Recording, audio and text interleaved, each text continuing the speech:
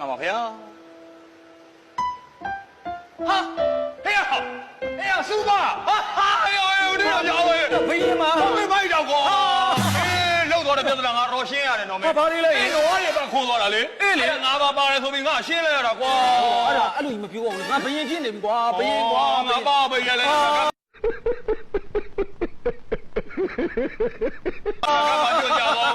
မင်းကနှခိုးအမြဲမရင်လုံနေသေးတော့ ဟုတ်လေကွာအဲ့တော့နှခိုးကွာအခုဘယင်ဖြစ်သွားပြီကွာမင်းလေ မင်းနှခိုးနေပြီမင်းဘရင်ဖြစ်နေတာဟုတ်မယ်ဘလို့ဘရင်ဖြစ်သွားတာ ဘယ် လို့ လိုဖြစ်ရမလဲငါလည်းအဲ့နွားတွေခိုးမူးမူးနဲ့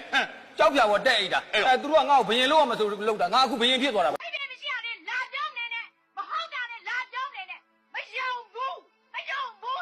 ကွာ မိုက်တော့ကွာရောငါမင်းကနွားတော့ကွာမင်းအောက်ဆင်းသားမှာကွာမင်းကလည်းရင်းနေနေစကားပြော တော့ပါကွာ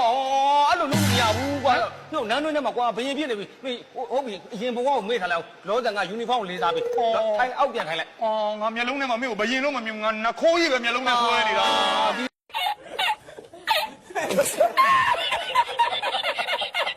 မင်းခိုးသွားတဲ့ကိစ္စငါတော့ရှင်းထား ပြီပါကွာကျေးဇူးတင်ပါတယ်ကွာကထိုင်လိုက်သမ်းမထိုင်လိုက်သမ်းမ ဘယင်ဆိုလို့ငါဘသူပါလိမ့်လို့ငါတို့ယူဟာနှခိုးကြီး သူပါမင်း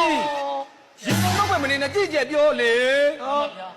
မြတ်တော်ရှာတော့မယ် ဟောမဲမြတ်တော်ရှာပါပိတ်ရိုက်ပလိုက်မှာပေါ့တကယ်ချင်းနေသွားတူတူခိုးလာတဲ့ကောင်လေးကို